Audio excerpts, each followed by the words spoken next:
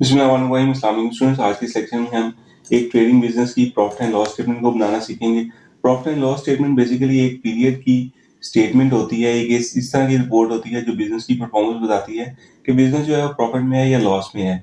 तो यहाँ पर हम करते क्या है, हम इनकम में से एक्सपेंसेस को माइनस करते हैं, तो रिमेनिंग वैल्यू बताती है कि बिजनेस प्रॉफिट कर रहा है या फिर लॉस में है। तो हम डिटेल से समझते हैं, इसको बनाना भी सीखते हैं। सबसे पहले आप क्या करते हैं, आप रेवेन्यू को रिकॉर्ड करते हैं। रेवेन्यू क्या होता है, वो कंपनी की सेल होती है। जैसे देखिए यहाँ पर हम क्या करेंगे, हम पर यूनिट प्राइस जो है, जैसे 95 रुपीज जो है पर यूनिट प्राइस है, इसको हम सेल करें, जो भी हमने सेल की है यूनिट उसे मल्टीप्लाई करेंगे तो हमारे पास अमाउंट आ जाएगी जितनी भी हमने अभी तक सेल की है। इसको हम कहते हैं ग्रॉस सेल अमाउंट। और इसमें से जाहिर सी बात है, जब कुछ चीज हम सेल करेंगे तो कुछ रिटर्न भी आएंगे पीस।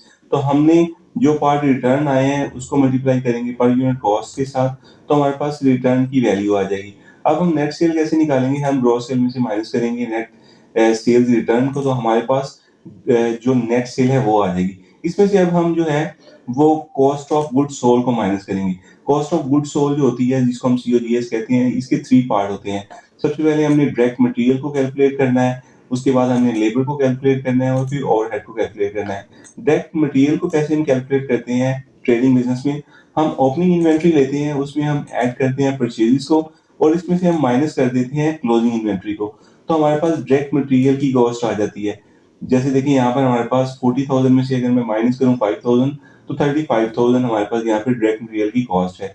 तो डायरेक्ट लेबर, जो भी लेबर हमने मटेरियल को हैंडल करने के लिए रखी हुई थी, उसकी कॉस्ट को हम माइनस करेंगे, जो कि हमने यहाँ पे रिकॉर्ड की है 15,000।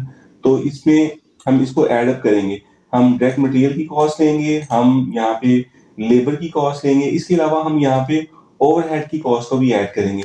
ओवरहेड से मुराद ये है कि जैसे देखिए, अगर आपका बिजनेस ट्रेडिंग बिजनेस है, तो जो भी इलेक्ट्रिसिटी कंज्यूम हो रही है, जो आपने शेल्फ्स बना के रखी हुई हैं, जिन पे डेप्रिसिएशन हो रही है, टूट फूट का वो शिकार हो रही है, आप उसकी हर साल जो है कुछ वैल्यू रिकॉर्ड करते हैं कि ये जो मेरी शेल्फ्स हैं इनकी लाइफ जो है वो कम हो रही है, तो 5 साल बाद ये मुझे कंप्लीटली रिप्लेस करनी पड़ेगी, तो वो भी आप अपने एक्सपेंस में खर्चे में रिकॉर्ड करते हैं।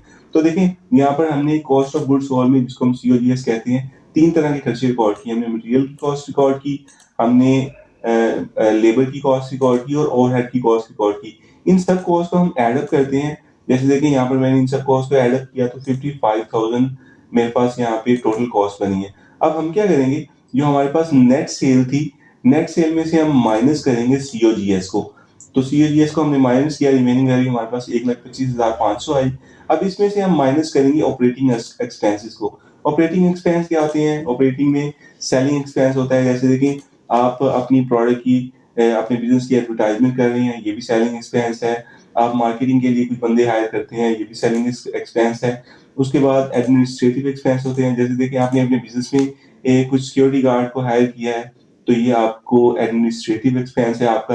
तो इस तरह आप एडमिन के जो एक्सपेंसेस हैं उनको ऐड करते हैं, आप सेलिंग के एक्सपेंस को ऐड करते हैं। ये वो एक्सपेंस होते हैं जो बिजनेस को सपोर्ट कर रहे होते हैं, ऑपरेट करने में हेल्प कर रहे होते हैं।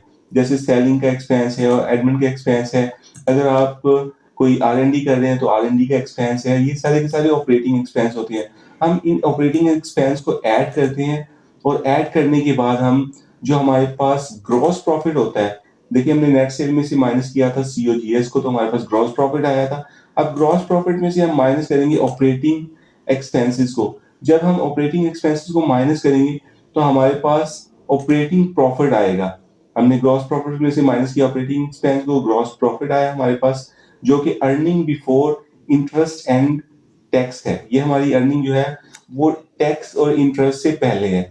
इसके बाद नंबर 4 पे हमारे पास नॉन ऑपरेटिंग या तो इनकम होगी या एक्सपेंस होगा। जैसे देखिए, अगर आपने कोई कुछ पैसे जो है वो इन्वेस्ट किए हैं बैंक में इंटरेस्ट लेने के लिए, या फिर आपने किसी बैंक से लोन लिया है, तो उस पे जाहिर सी बात है इंटरेस्ट पे करना होगा हमें। तो अगर तो हम इंटरेस्ट को पे कर रहे हैं तो ये हमारा एक्सपेंस है, इसको माइनस करेंगे।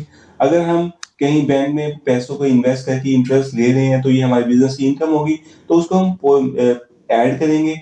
तो देखिए यहाँ पर हमारे पास जो ऑपरेटिंग प्रॉफिट है उसमें से हमने अपना जो लोन था उसका जो एक्सपेंस था इंटरेस्ट, उसको माइनस किया, तो हमारे पास यहाँ पर नेट प्रॉफिट आ गया है बिफोर टैक्स। अब ये हमारा अर्निंग है बिफोर टैक्स।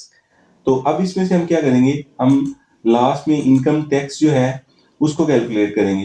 तो जो भी गवर्नमेंट की तरफ से पॉलिसी होती है, जैसे देखें यहाँ पर हमने 20% जो है अपनी अर्निंग का यहाँ पे 20% टैक्स लिया है। तो बिजनेस के अकॉर्डिंगली जो भी गवर्नमेंट की पॉलिसी हो, उस परसेंटेज, उस रेशियो से टैक्स को यहाँ पे कैलकुलेट किया जाता है और फिर जो हमारी अर्निंग होती है उसमें से टैक्स को माइनस करते हैं, तो हमारे पास फाइनल वैल्यू आती है जो हमारे बिजनेस का नेट प्रॉफिट होता है आफ्टर टैक्स। तो इस तरह हम करते क्या है, हम इनकम में से सारे के सारे एक्सपेंसेस को माइनस करते हैं और हम नेट प्रॉफिट पे पहुंच जाते हैं।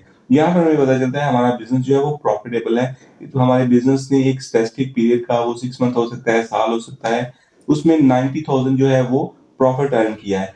अगर कोई यहाँ पे आए और यहाँ से जो सेल्स है इसको कम कर दे, जैसे देखिए यहाँ मैं इसको 200 कर देता हूँ, एंटर करता हूँ, तो देखें अभी हमारा बिजनेस जो है वो सारे एक्सपेंसेस के बाद लॉस में जा रहा है। हमारा जो बिजनेस है वो बिजनेस को हमारे को लॉस हुआ है। तो इस तरह हम क्या करते हैं, हम इनकम में से एक्सपेंसेस को माइनस करके बिजनेस की परफॉर्मेंस को वैल्यूएट करते हैं। ये हमारी ट्रेडिंग बिजनेस की प्रॉफिट एंड लॉस स्टेटमेंट थी। अगर आप ये फाइल लेना चाहते हैं एक्सेल की, तो अभी हमारे व्हाट्सएप के नंबर पे जो कि स्क्रीन पे आपको शो हो रहा होगा, इस पे मैसेज करें, आपको ये फाइल सेंड कर दी जाएगी। और अगर आप अकाउंटिंग से रिलेटेड वीडियो से अपडेट रहना चाहते हैं और मजीद अकाउंटिंग के कॉन्सेप्ट पे क्लिक करना चाहते हैं, तो अभी हमारे यूट्यूब चैनल को सब्सक्राइब कर लें। Thanks for watching this video.